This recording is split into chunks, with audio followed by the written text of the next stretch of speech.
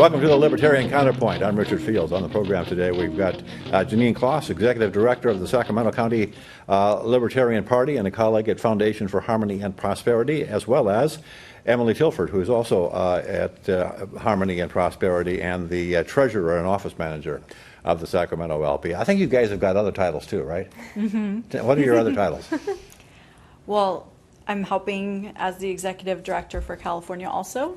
Of California Libertarian Party? California Libertarian Party, yes, not the whole state, just the Libertarian Party. Yeah. And we have a couple smaller organizations, one being a nonprofit and the other being a general committee for supporting libertarian candidates in California. What's the nonprofit? That's Oriana. Okay. What does Oriana do? We're a subsidiary of the foundation, and we go out. Foundation for Peace, for Prosperity and Harmony and Prosperity. Okay. And we go out and table and create awareness around participation in your instituted governments on all 5 levels. All 5 levels. Tell me, what do you mean all 5 levels? So we have school board, city, county, state, and federal. Okay. And some don't have city, some live in an unincorporated area, but those are basically the levels. And now we have regional, which is a complete violation of our system of government, but it's happening. Violated that in order to take down the divisions between the judicial, legislative, and executive branches. And that allows them to consolidate a lot of power. That's why a lot of the regional boards have a great deal of power. And they're appointed, not elected. They're appointed by elected officials from various cities and counties. Okay. Yeah. And so, how are you attacking that usurpation of power? So, the best thing that we can do is get people involved in government. Your citizens should be participatory. That's the kind of system that we were meant to have. We should be participating 365 days a year. And when we're not participating, we're leaving it to the benevolence of the elected representatives or the appointed bureaucrats. So in that kind of situation, it's easily corrupted. Fraud runs rampant. Waste and abuse are off the charts at this point. It's a really big problem when people aren't participating, and getting people to participate is sort of what we do. So we bring classes and awareness and encouragement. And how are you involved in that, Emily? Through the same, facets of helping host classes. And I think one of the big things that we're really trying to emphasize through the training that we do is that we've only abdicated control. The power still resides in the people in terms of, the power to make decisions, to legislate, all those things. We've handed away control, and we're trying to help citizens regain that control. Okay, so you're basically working on the premise that the politicians and the bureaucrats work for the people rather than the other way around. Representative, correct, yeah. Okay. Yeah. Well, that sounds like a good deal. That makes kind of logical sense. It's kind of what the founders had in mind. And it makes people feel empowered when they know that they're the ones that actually are supposed to have control. Good. And the biggest failing that we have is people not understanding the system. And people get really cranky and they're like, this is wrong, that's wrong. But in actuality, they're not approaching it through the correct mechanisms because they don't understand either the level of government they're working at or the entire system.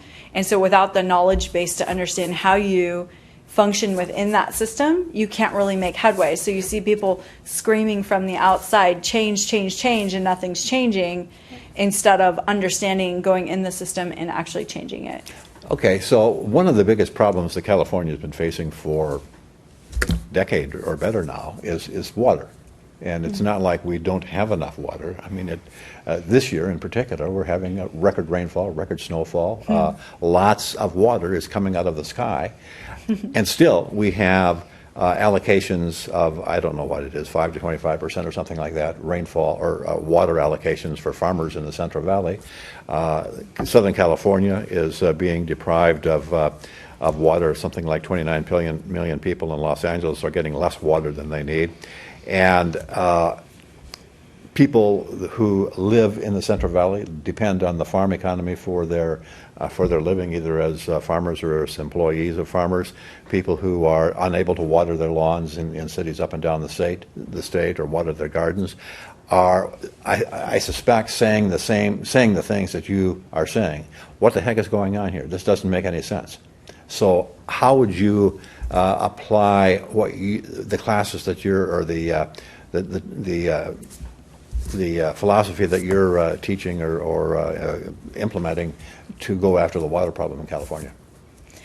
Well, the water is probably one of the most complicated issues that we have in California, and it happens to just be such a diverse state as far as where the resources are located and how do we get them to all the populated areas. But honestly, the water issue comes down to the same factors that most political issues come down to.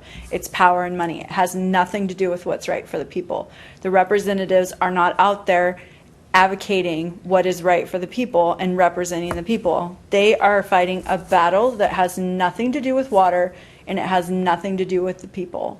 So when you look at it from that perspective, you can take most of these bills and pull them apart and see who's benefiting from each little facet of it and start to get a picture of what's really going on. And there are water experts in California that have studied this for 30 years that can break it down for you exactly what's going on. But the truth is, our government isn't representing us anymore. The people we're electing are no longer representing us. Well, so how do you get involved in that conversation? Okay. Well, it would seem to me that the environmentalists have been extremely expert in getting involved in that conversation, because water is being diverted to streams from reservoirs in order to save the delta smelt, in order to save the smelt, in order to save the salmon runs, in order to supposedly, and it's arguable whether it's effective in that regard, save allegedly endangered species at the expense of other species that live, land species and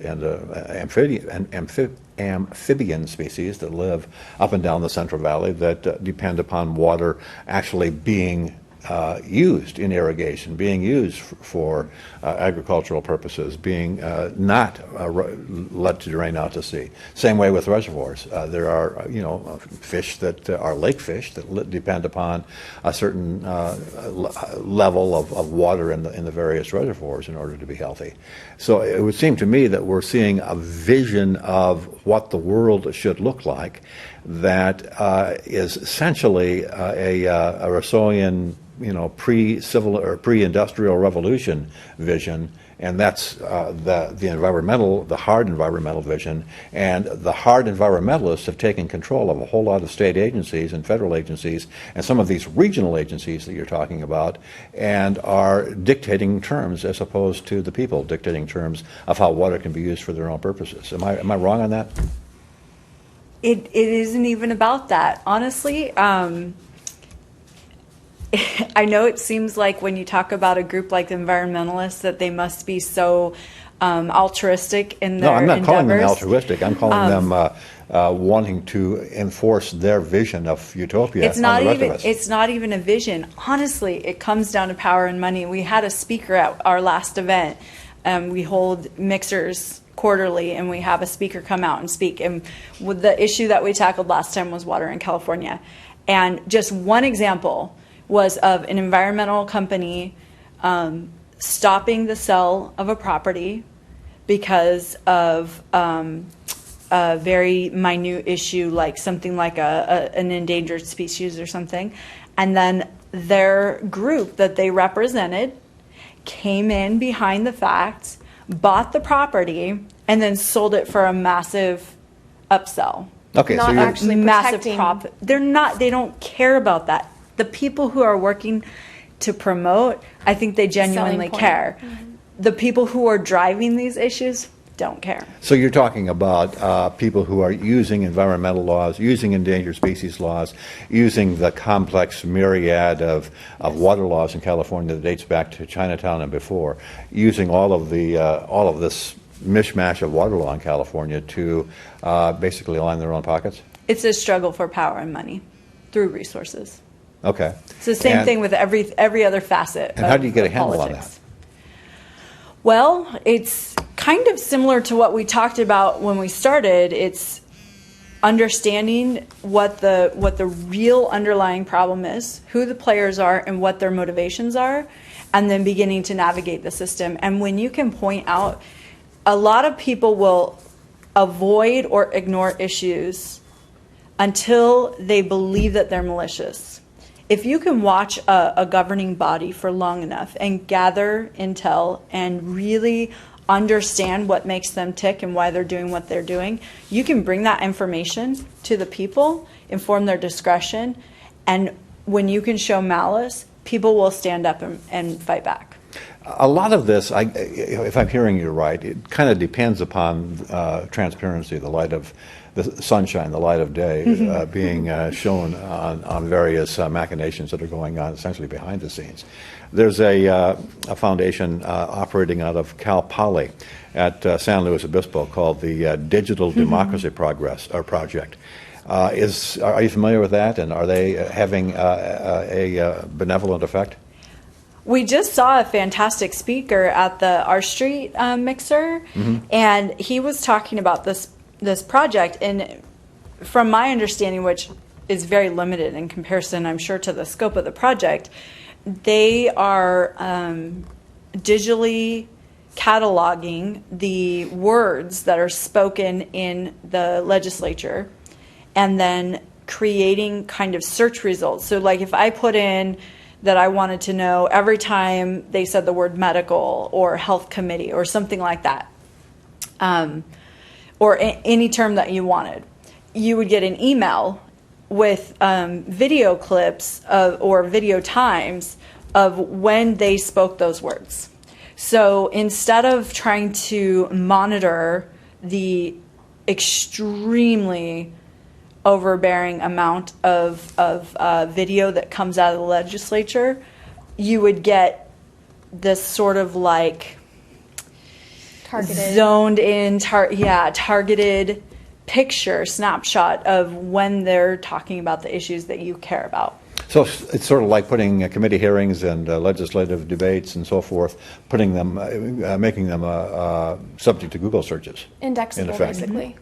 Yeah. Sort of like a Google search. You can Google search whatever your assemblyman or your state senator is up to on a minute-by-minute basis on the subject that you're interested in. And you can set email alerts so you know if they're talking about something that's of interest to you. So you can zip down to the Capitol and Or watch live stream.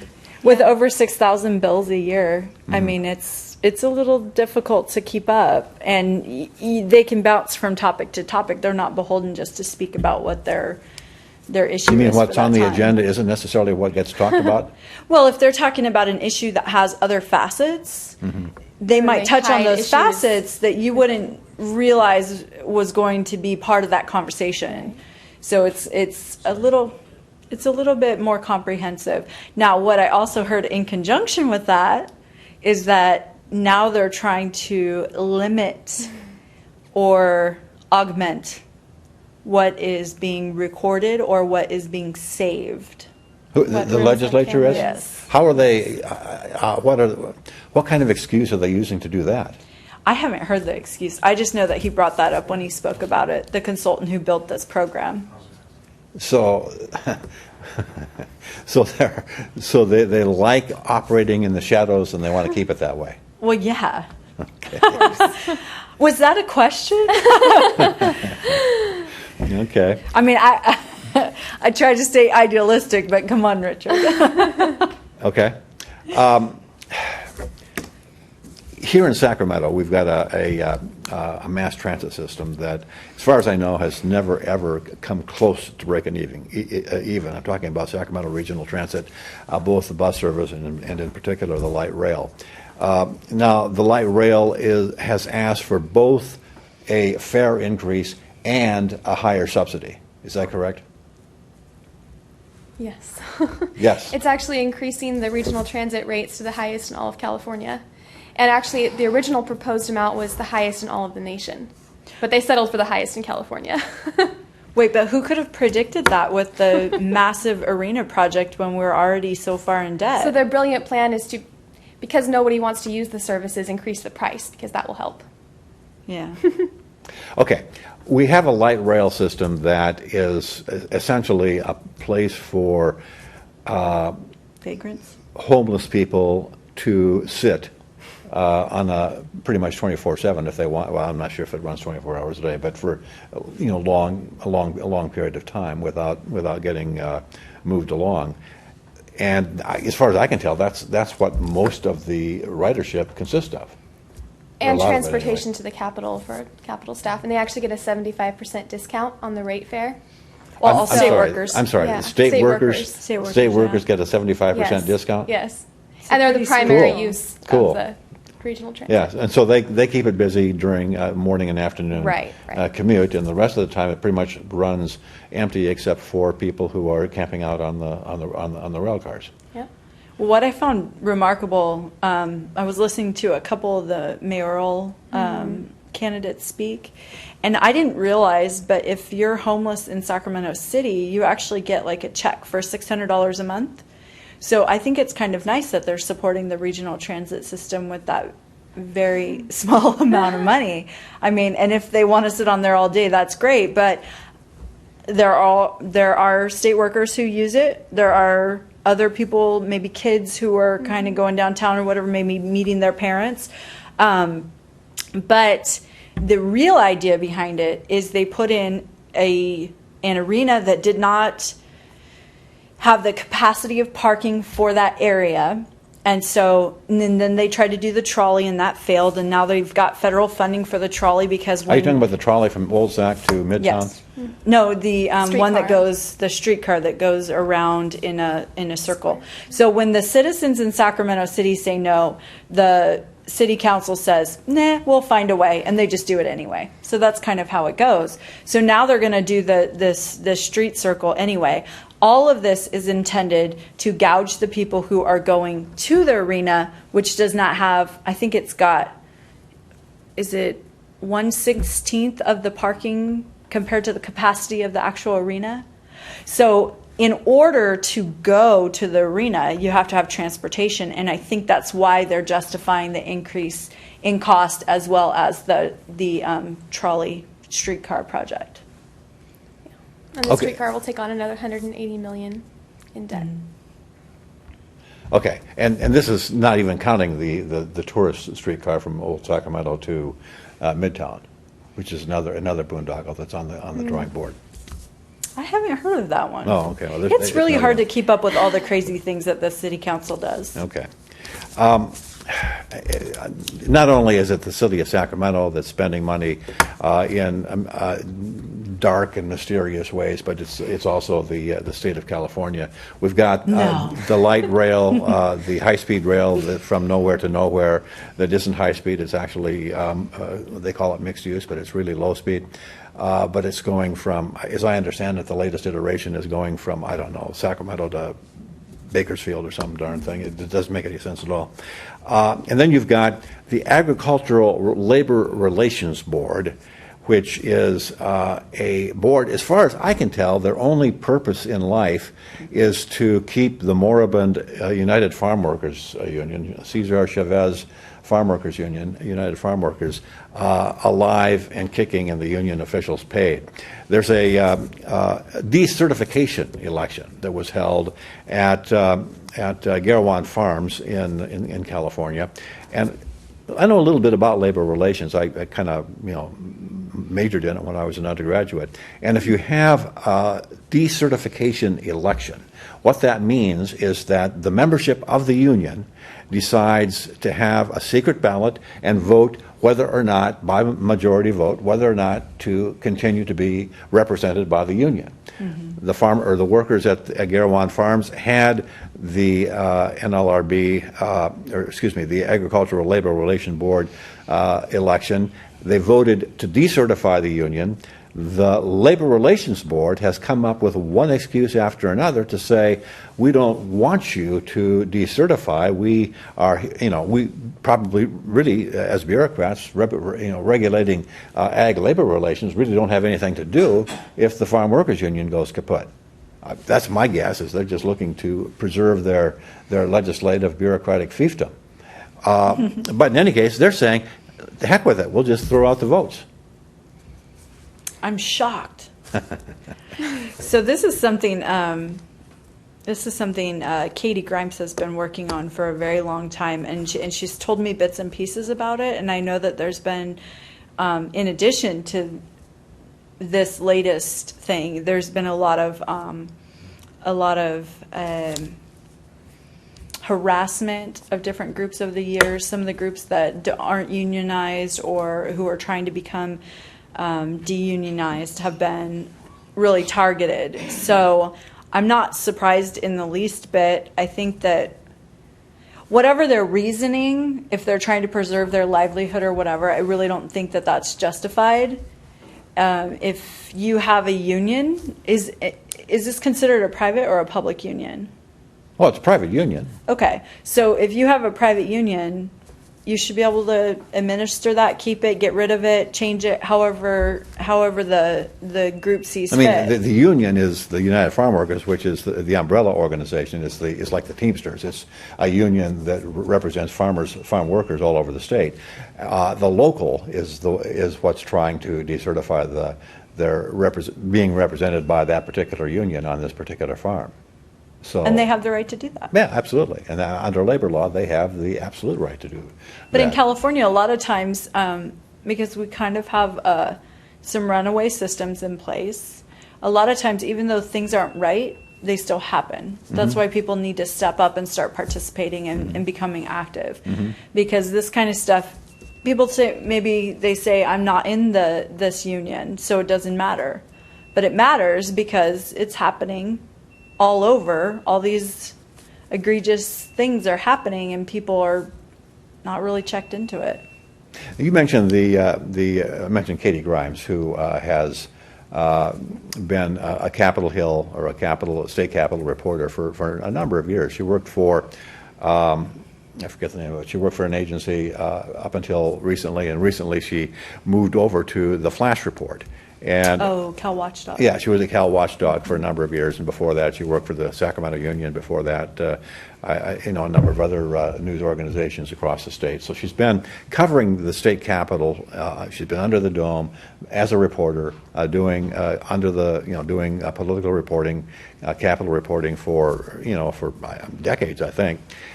When she switched over to the Flash Report, which is an online news reporting service run by John Fleischman, she was not credentialed for a long time by the Capitol Hill, the organization at the Capitol, which credentials or gives press credentials to reporters. Why in the world? What was the excuse? Do you know what the excuse was not to give? Yeah. Okay. Go ahead. Well, they determined that John's activities in the political field disqualified her press credentials because she was seeking them under the Flash Report umbrella. Because he's a political consultant. He does some consulting on issues and candidates. So whether or not that's legitimate, I can't say one way or the other, but they overturned it. Yeah, well, what happened is she talked to Damian Schiff at Pacific Legal Foundation, and Damian said, "Let's do a public records search to see what the credentialing process has been for everybody else for the last 20 or 30 years," and they found Richie Ross had, or he or some of his people, I forget which, had credentials that other people who are very involved in lobbying and consulting and... I'm sorry, but if SACB has credentials there, then anybody else should be able to. Well, the point is that she's writing articles about the political process. Who cares who is her employer? I mean, it could be Fox News, it could be... in opposition to what they're doing. Well, okay. I mean, so much the better reason to have somebody there actually shining the rays, a few rays of sunshine upon the political process.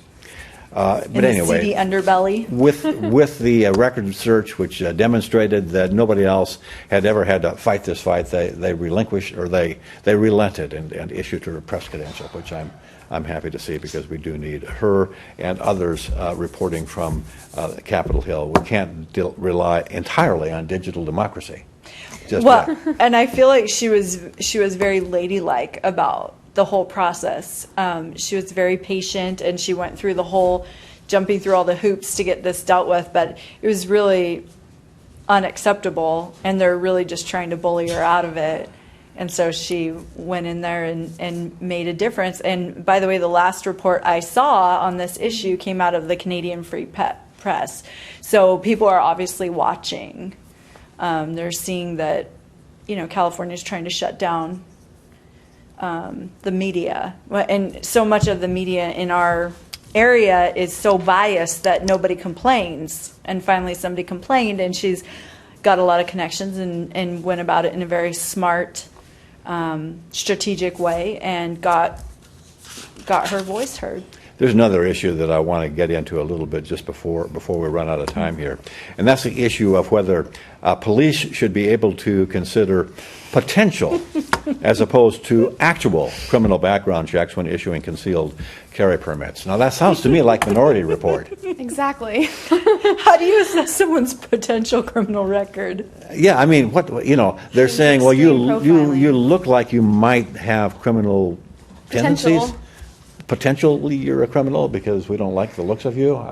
Is there like a flip chart for that? I mean, how do Seems they very determine? easy to pick and choose people to discriminate against. I mean, for a long time in California, I'm not sure if it's still that way, but for a long time in California, if you wanted to get a concealed weapons permit, the only way you could do it, for a long time, it was you would go down and talk to the police chief at Rio Vista or something. You had to be friends with them. Yeah, well, no. You could go down to some little town in the Delta, and he'd give a concealed permit to anybody. Someone told me that. The only other way you could do it would be to be a good buddy or campaign contributor of the sheriff. That was Right. it. Right. There was no other way to get a concealed weapons permit. Oh, I have a bigger question. Why should there be a permit in the first place? Thank you. Yeah, exactly. Concealed or open, it should not even be. That's why we have the Second Amendment. And I know in California that's like the most terrible thing to say. But honestly, the process to get a concealed carry, even in Sacramento where it's possible, is so expensive that I haven't even been able to do it. So I can't protect myself because I can't go through their hoops. That's ridiculous. And it totally violates